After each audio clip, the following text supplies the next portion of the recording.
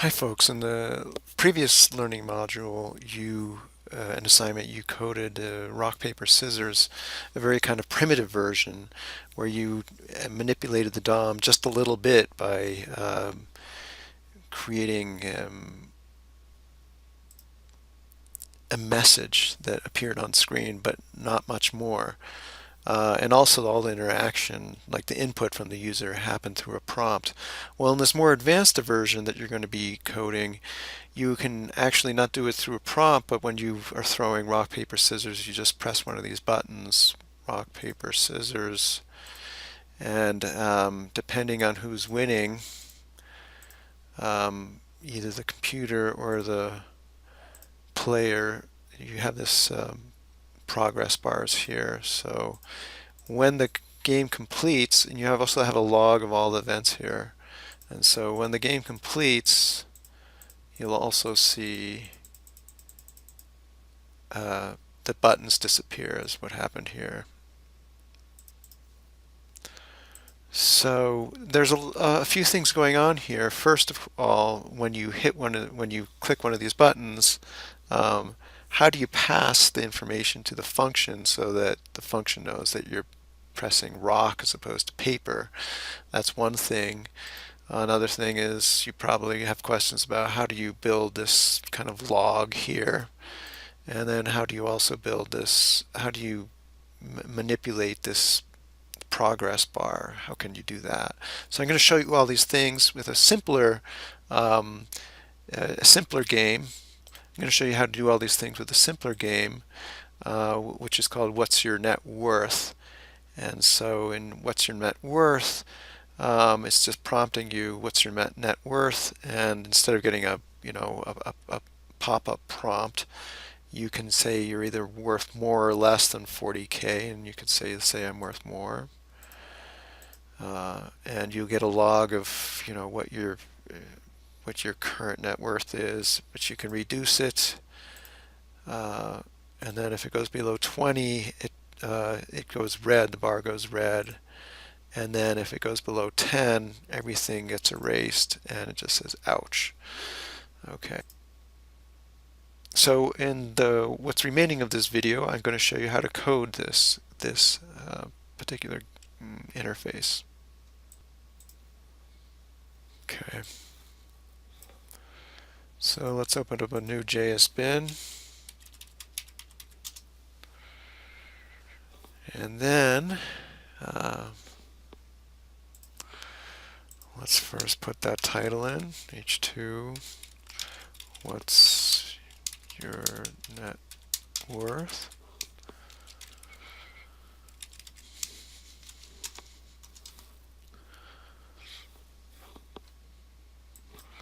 Let's add that progress bar now.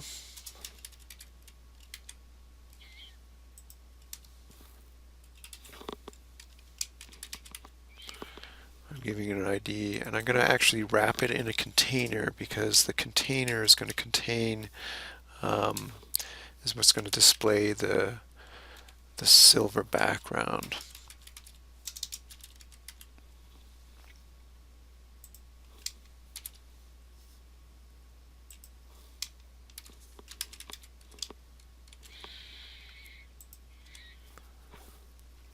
This silver background, right? That's the container, and this is the progress bar. And then let's finally also add and at least in terms of the HTML, let's also add the buttons. We have two buttons.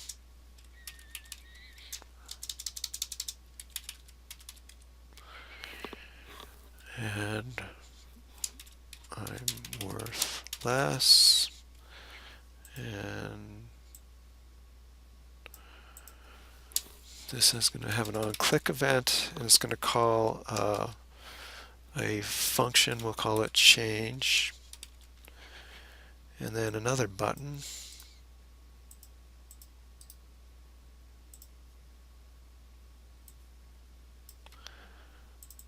I'm worth more. Okay. All right, so now we have our basic two events here. Now we can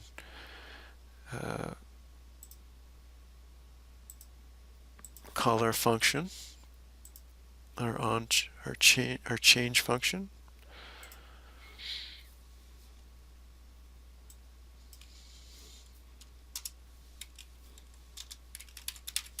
By the way, if you want to turn these numbering off and on, I think you can do it here. Let's see.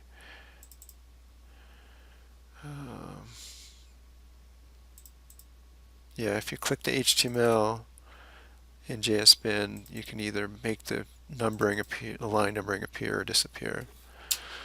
So function change, and console.log. Let's just debug this. Okay. And get a reference error.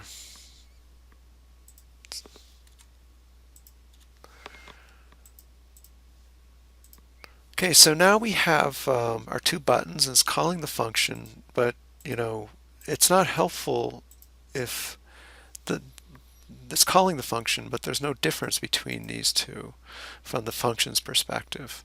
We want to be able to allow the function to respond differently when I click the I'm worth less button as opposed to the I'm worth more button. So what we can do is we can actually have it respond differently if we pass the function a parameter. So change could be we're just going to say contract. So that means contract the progress bar, or expand the like so. And then here we're just going to say trend, which is which way is the what was pressed. And now we can run a conditional just to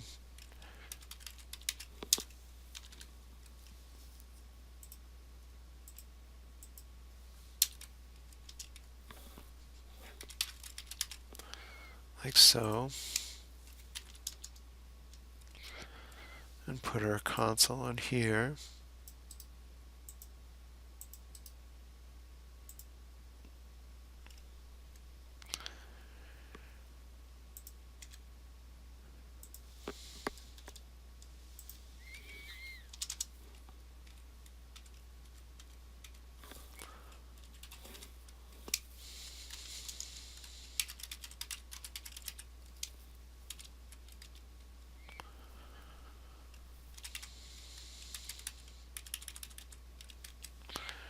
And let's see what happens now when we press these two buttons.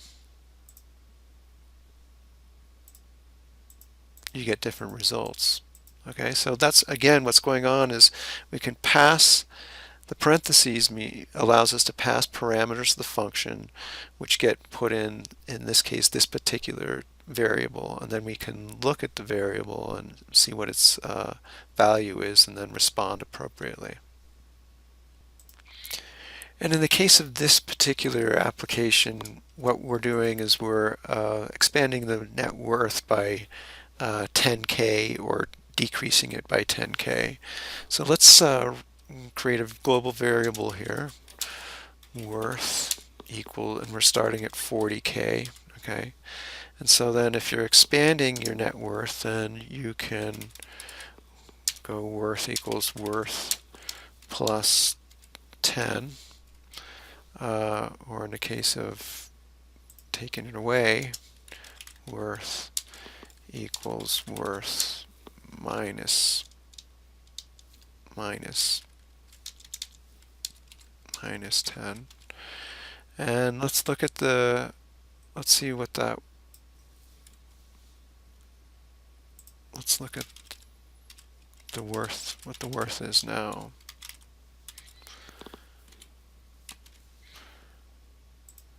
So 30, 20, 30, 40, 50, 60. Okay? Let's get rid of these debugs.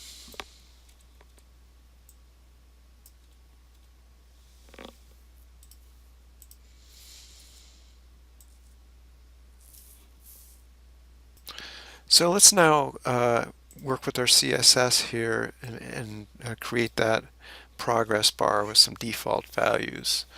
So we have our container here. So container,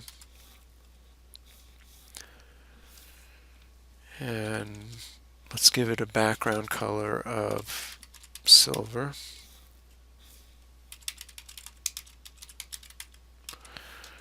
And give it a default width, and bring it down from the top of the screen a bit, and center it.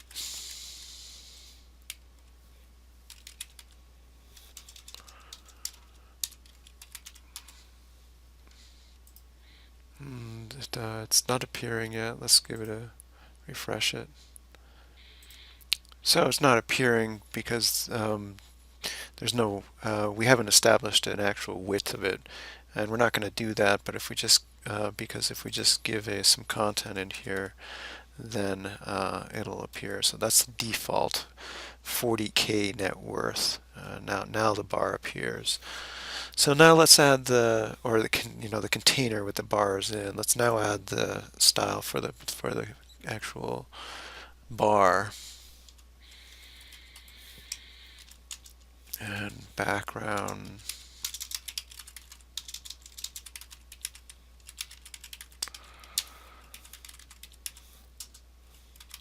And width is 40%, and this will expand and contract as the net worth goes up and down. Okay, so now we're getting somewhere. So right now what we have is the CSS establishing the width, but in our JavaScript we can actually also adjust the width, and we're going to use something called the style property to do that. So let's get rid of the CSS here pane for a second here, and now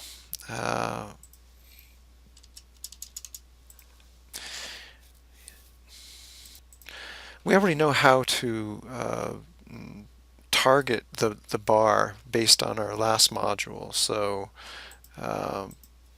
if you remember, if you go document, get element by ID bar,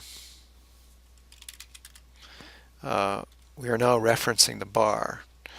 Now we want to adjust its width. Okay, and so this is where we access the style property, and then we can then also access the width, and then we can give it a width. So let's try, say, 60%.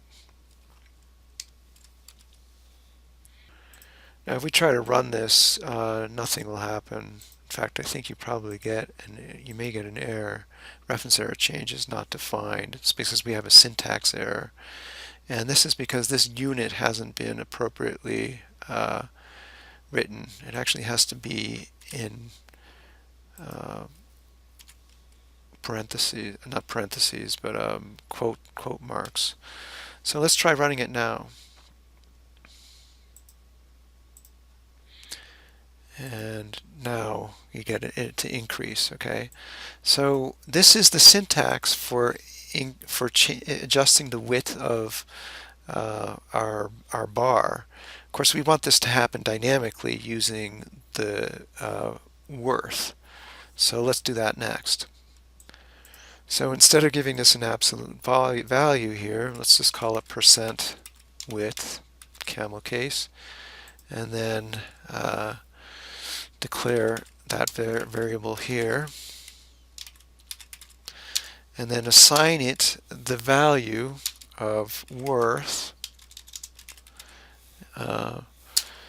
and we also have to give it the appropriate units here, so percentage. You could do pixels here as well, but we're interested in using percentages. And now let's see if it runs. I'm going to save this. It's always good to save your snapshot because JSBin is kind of not unreliable in terms of its saving automatically. And now we're getting that bar going up and down, which is what we want, or sideways when we want it. So the next thing we wanted to do is also make it turn red if it was below, if your net worth was below 20K. So let's add another conditional here. If worth is less than or equal to 20, do something else. And here again we target the bar using getElementById. I'll just copy this stuff.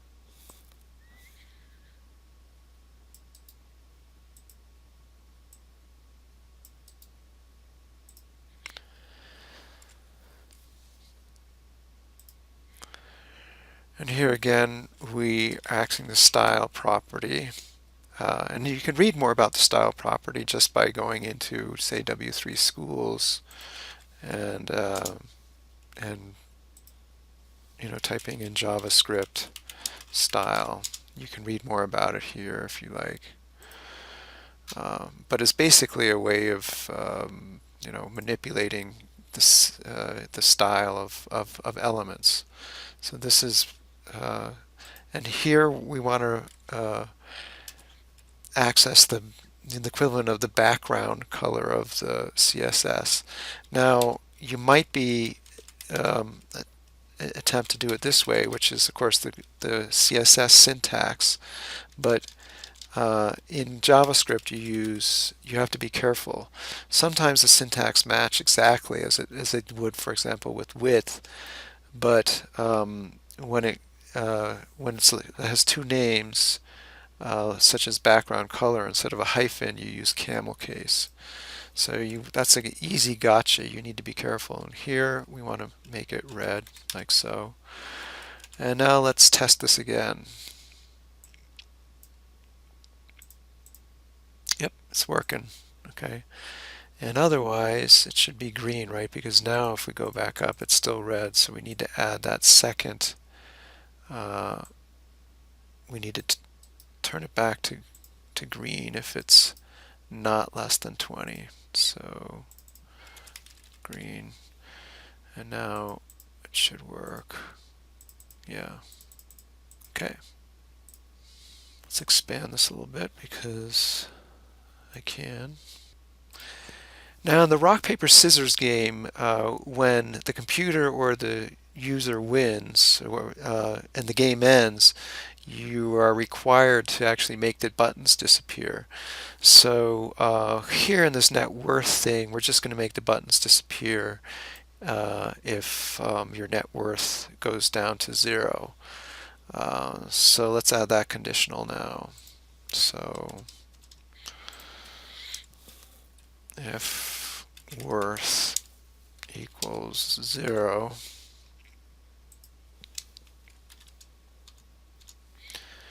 and then let's make this into an else if.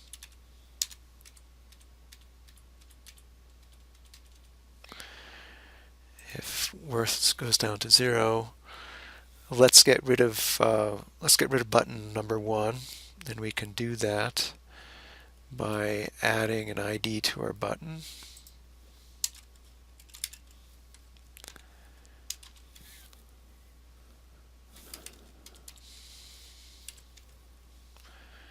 And then we can access that element just in the same way as we've been doing before with document getElementById. Hopefully this is becoming second nature to you.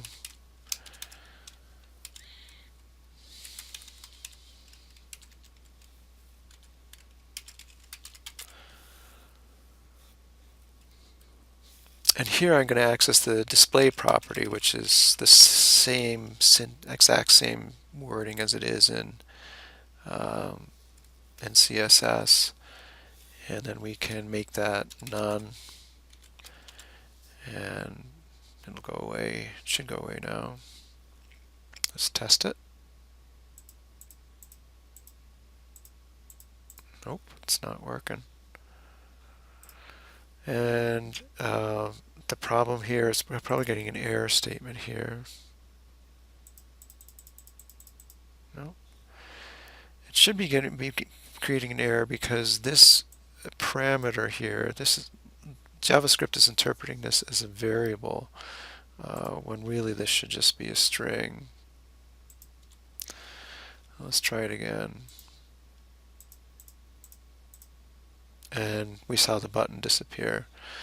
Um, let's now do the same thing with the other button. So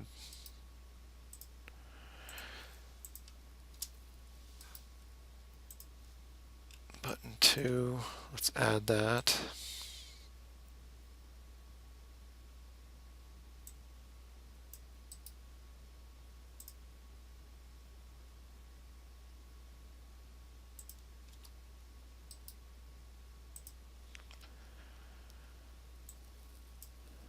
And run it again.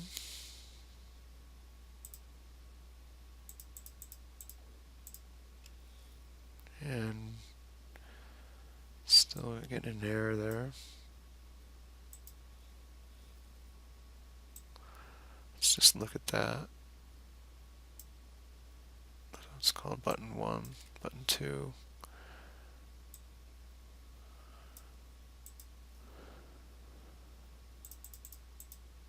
Now you're getting your buttons going away.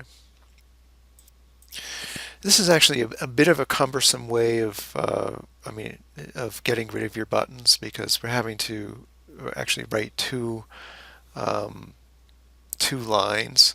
Imagine if you're trying to get rid of 100 buttons on a page.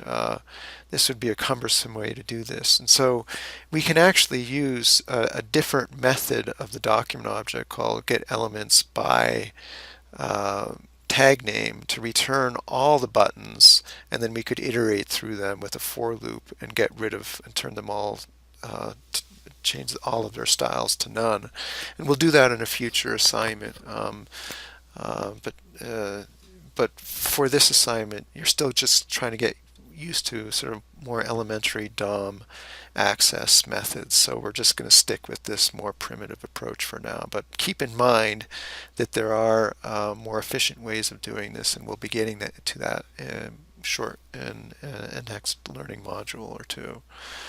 Um, Apart from getting rid of the buttons, let's put up a message that says ouch when your net worth goes down to 0.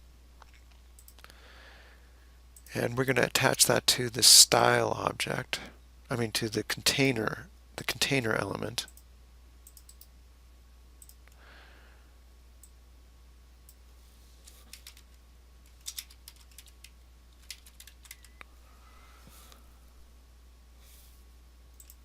And here we're going to change the inner HTML of the container so that it displays ouch.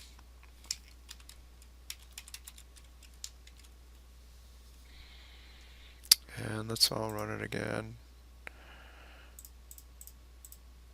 Ouch. Okay.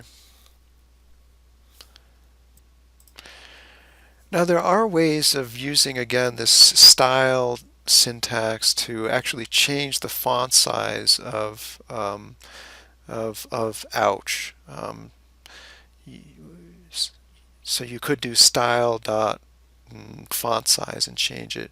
But another sort of shortcut way of doing this, which you probably may want to resort to in completing this assignment, is just to add some HTML to your actual inner HTML, some tags to your inner HTML, and give them an ID. We'll call it final message.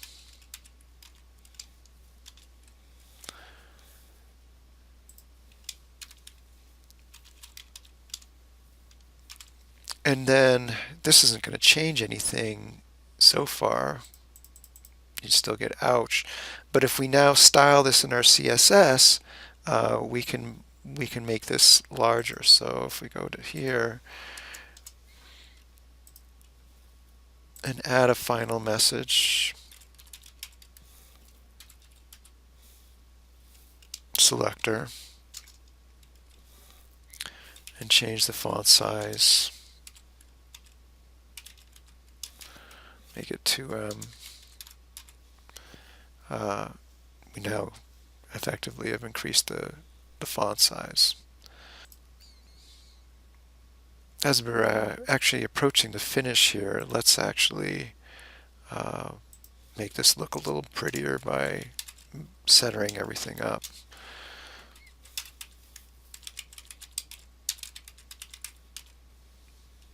And then finally, the last thing we want to do is add a log at the bottom, because you're going to have to actually add a log yourself to your rock, paper, scissors game. So let's do that. Let's go to HTML, and below our buttons, we can just add a log or another element and give it an ID of log.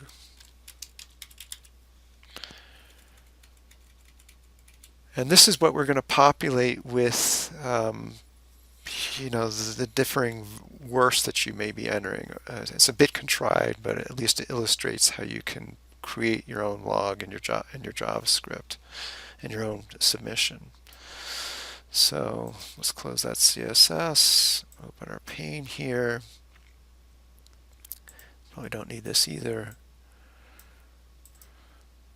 And here we're at the very end of our function. We'll again get element by ID, this time log, inner HTML, and then we can add the worth here. Okay, so now, but of course what's going on here is that we're not quite finished, totally finished, because our log is just, it's not keeping it, it's a former values, it's just overwriting itself. But we can easily just sort of append the worth to the existing what was there before. And I think the intuitive way to do this is to create some sort of variable and then add worth to it. But really, we can just use the existing inner HTML and just append to it this way. And now you're getting your log, and we can even style a little bit with some HTML. So I'm just going to add a break here. And now we have our concat. We're missing that last plus sign. And now you're getting your log. So again, quickly by way of review, you learned a bunch of things in this tutorial. You first learned how to make a function respond differently when different buttons call the same function. And we do that by passing a parameter to the function. The function evaluates what the parameter is, and then based on what the value of that parameter is, it responds differently because each of the buttons is sending a different value. And then in addition, we sort of expanded on our competencies that we were learning in the previous assignment. Here we're still accessing the DOM using the document get element by ID, and then we're using the style property and then width properties or display property to change the style of particular elements. And these parallel CSS properties, but you need to be careful when the property has two words because then you use camel case instead of exactly the same syntax as in CSS. And then finally down here, we're again using inner HTML, which you learned in the previous learning module. But we've also learned to just sort of append to the existing inner HTML rather than overwriting it by effectively accessing the existing HTML and appending values to it, and then putting that those values back into the inner HTML. Okay, this video was definitely longer than most, but hopefully you found it helpful. Thanks for watching.